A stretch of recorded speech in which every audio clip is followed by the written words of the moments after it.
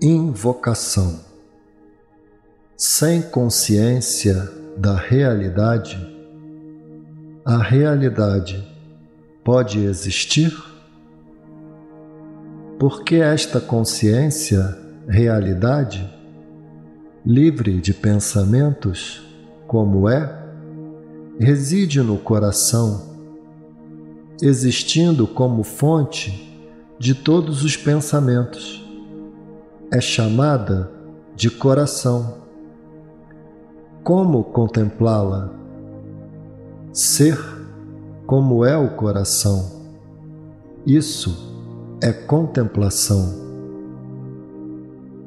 O medo da morte é a força motriz por trás da busca pela imortalidade.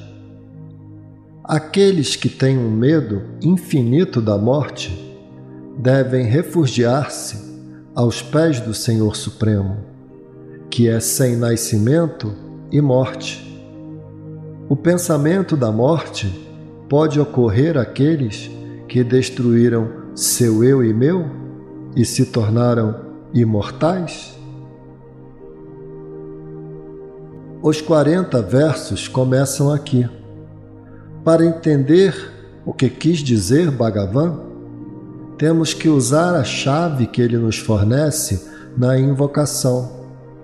Lá ele declara que a realidade é a consciência livre de pensamentos que habita no coração. Aqui ele traz o mundo para encontrar, em seu próprio terreno, os discípulos que percebem um mundo externo real. Ele está dizendo algo como isto: você vê um mundo e atribui a ele um Criador onipotente. Mas, como já vimos, esta criação é apenas uma aparência, uma manifestação daquela consciência da qual estávamos falando. Ela não tem mais realidade em si mesma do que as imagens projetadas em uma tela. Do coração, os pensamentos surgem espontaneamente, como o vapor do oceano, e se transformam em um mundo caleidoscópico de nomes, formas, cores, sons, cheiros e outras impressões. Estes estão nele, ou sobre ele, como em uma tela da qual o próprio coração é o vidente e a visão. Consciência pura ou mente pura são, portanto, as imagens, a tela, o vidente e a luz ou visão. Verso 1. Conscientização é tudo, o vidente e a visão, o real e o aparente. Porque o mundo é visto, temos que inferir uma causa comum, um Senhor, possuindo poderes ilimitados para aparecer como a diversidade. As imagens que consistem em nomes e formas, o vidente, a tela, a luz, todos estes são Ele mesmo. Verso 2. Deus, alma e mundo é a criação do ego e desaparece com o ego. Todas as escolas de pensamento postulam a tríade fundamental: Deus, alma e mundo. Embora todos os três sejam manifestações do Uno. A crença de que os três permanecem eternamente dura apenas enquanto o eu ou ego dura. Destruir o ego e permanecer em seu próprio estado é o melhor a ser feito. Verso 3. Especulações sobre Deus e o mundo nada valem. A autorrealização é o clamor do coração de todos. De que adianta debater se o mundo é real ou irreal, senciente ou insensível, agradável ou desagradável, extinguindo o ego, transcendendo o mundo, realizando o eu? Esse é o estado que é almejado por todos, livre do senso de unidade e dualidade. Verso 4. A forma e a ausência de forma de Deus dependem da concepção que o ego tem de si mesmo. Se o eu estiver com forma, Deus e o mundo também estarão. Se é um ser sem forma, como e por quem suas formas podem ser vistas? Pode haver visão sem olhos? O eu é o olho, e este olho é o olho do infinito. Verso 5. O mundo é o corpo que inclui os 5 invólucros, pois sem eles, o mundo não pode ser concebido ou percebido. O corpo tem a forma e inclui todos os 5 invólucros. Existe um mundo à parte de um corpo? Alguém sem corpo viu o mundo? Verso 6. O mundo é o que a mente concebe por meio dos sentidos. O mundo é apenas os objetos dos sentidos, que são os resultados dos 5 sentidos. Uma vez que a mente percebe o mundo através dos sentidos, existe um mundo sem a mente? Verso 7. O mundo nasce e se põe com o conhecimento dele. Ambos têm sua origem no ser.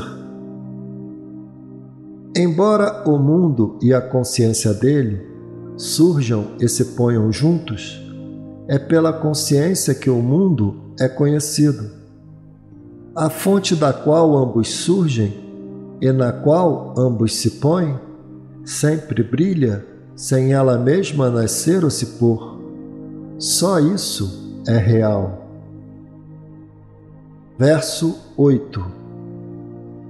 Qualquer adoração sincera, eventualmente, leva à realização. Em qualquer nome e forma que o sem nome e sem forma seja adorado, aí está o caminho da sua realização. Perceber a própria verdade como a verdade dessa realidade e fundir-se nela é a verdadeira realização. Verso 9. As dualidades, sujeito e objeto, e a trindade, vidente, visão e cena, só podem existir se são sustentadas pelo um. Se a pessoa se voltar para dentro, pela investigação, elas cairão. As díades e tríades repousam no um básico. Perguntando sobre esse um na mente, elas desaparecerão. Aqueles que veem assim são os videntes da verdade.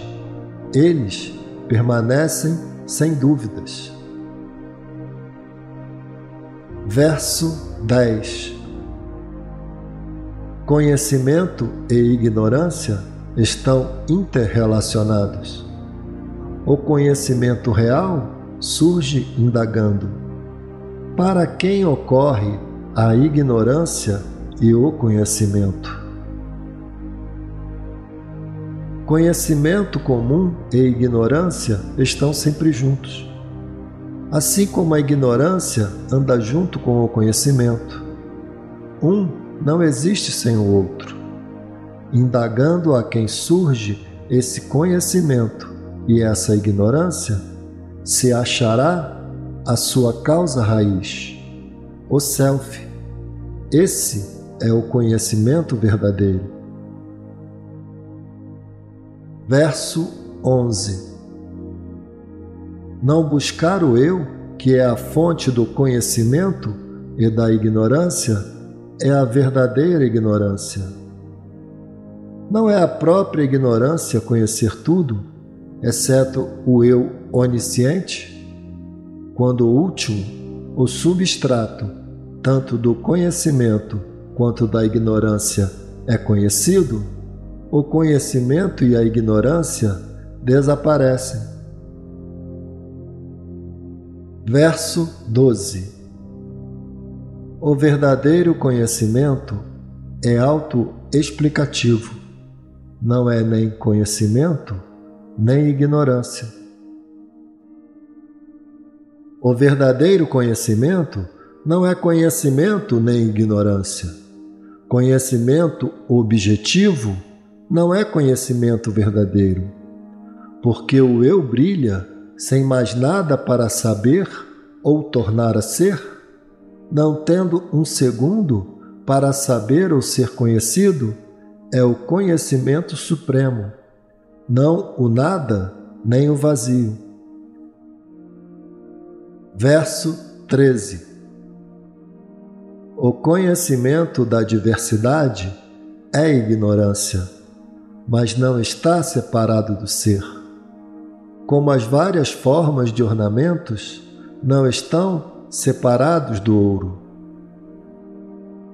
Somente o ser é conhecimento, é verdade.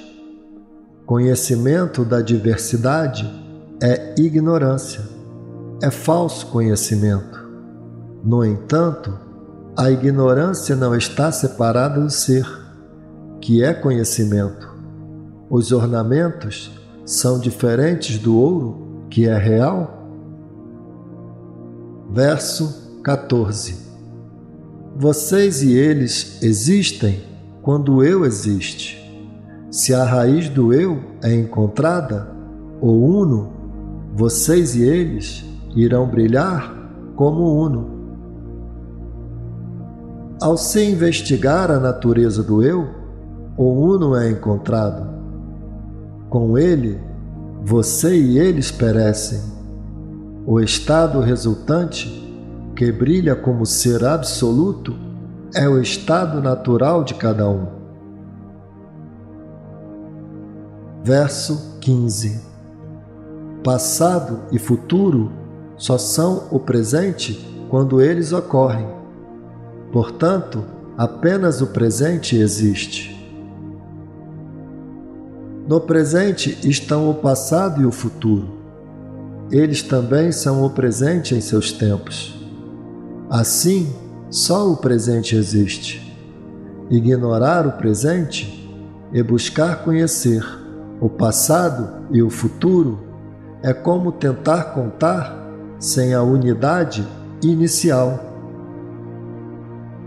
Verso 16. Tempo e espaço não existem separados do eu. O tempo e o espaço existem separados de nós?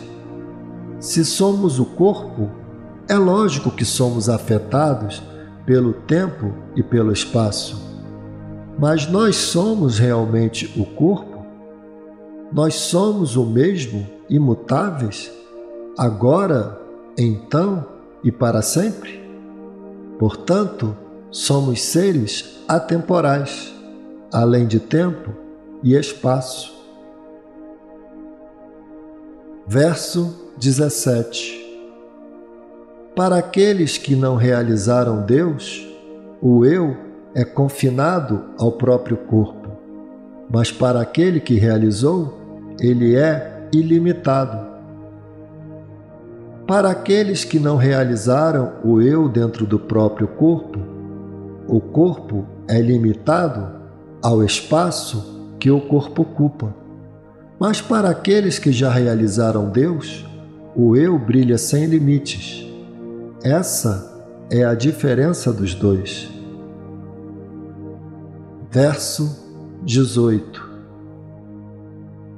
Para aqueles que não perceberam a fonte de tudo, o mundo está confinado ao espaço que ocupam. Para aqueles que perceberam, é o substrato ilimitado do mundo. Para aqueles que realizaram o ser e para aqueles que não, o mundo é real. Para o último, sua realidade está confinada ao espaço e medidas do mundo, enquanto o primeiro é sem forma e brilha como o substrato do mundo. Verso 19. Argumentação sobre destino e livre-arbítrio são contínuos por aqueles que não perceberam a fonte. Aqueles que perceberam estão livres de ambos. Disputas sobre o que prevalece sobre o outro, o destino ou o livre-arbítrio, são para aqueles que não têm conhecimento do eu, que é o fundamento do destino e do livre-arbítrio. Aqueles que perceberam isso estão livres de ambos. Sorte ou destino é karma. O karma, como o livre-arbítrio, não é inteligente e pode, assim, afetar apenas o homem não inteligente, ou seja, o corpo e não o intelecto, que é o senhor do corpo. Quando a realização disso é alcançada, karma e livre-arbítrio não terão pés para se sustentar e se desfarão em pó por sua própria conta.